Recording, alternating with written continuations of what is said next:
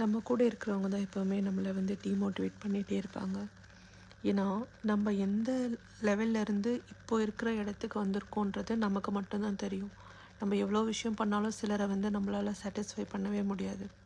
ஆனால் உங்களுக்கு தான் தெரியும் நீங்கள் எந்த புள்ளியில் ஆரம்பித்து இப்போ எந்த ஸ்டெப்பில் வந்திருக்கீங்க. நேற்றைக்கும் இன்றைக்கும் என்ன டிஃப்ரென்ஸ் இருக்குது, போன வருஷத்துக்கும் இந்த வருஷத்துக்கும் நீங்கள் எவ்வளோ விஷயங்கள் கற்றுருக்கீங்க, எவ்வளோ எக்ஸ்பீரியன்ஸ் கேதர் பண்ணியிருக்கீங்க. நம்ம எடுக்கிற ஒரு ஒரு ஸ்டெப்பும் இதுக்கு முன்னாடி எடுத்த ஸ்டெப்லேருந்து எந்த அளவுக்கு நம்ம பெட்டராக எடுக்கிறோம், எவ்வளோ கிளாரிட்டியாக இருக்கிறோம், எவ்வளோ விஷயங்களை நம்ம ஃபேஸ் பண்ணியிருக்கிறோம், எவ்வளோ விஷயங்கள் கற்றுருக்குறோம் அப்படின்றது யாருக்குமே தெரியறது கிடையாது. ஆனால் எல்லாருமே வந்து நம்மளை வந்து ஒரு குறை சொல்கிறதுக்கோ இல்லைன்னா நம்மளை டீமோட்டிவேட் பண்ணுறதுக்கோ இல்லை நம்மக்கிட்ட இருக்கிற ஒரு எனர்ஜியை வந்து ட்ரெயின் பண்ணுறதுக்கு அப்படி தான் நிறைய பேர் நம்ம கூட இருப்பாங்க. ஆனால் அந்த வகையில் நீங்கள் யாருக்கும் அந்த அனுமதி கொடுக்காம நீங்கள் யார் அப்படின்றதும் உங்களோட பவர் என்னன்றதும் நீங்கள் முடிவு பண்ணுறதா இருக்கணும்.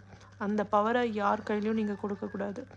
அப்படி இருந்தால் மட்டும்தான் இப்போ இருக்கிற காலகட்டத்தில் நம்மளால் நம்ம நினச்சதை வந்து செஞ்சு காட்ட முடியும்.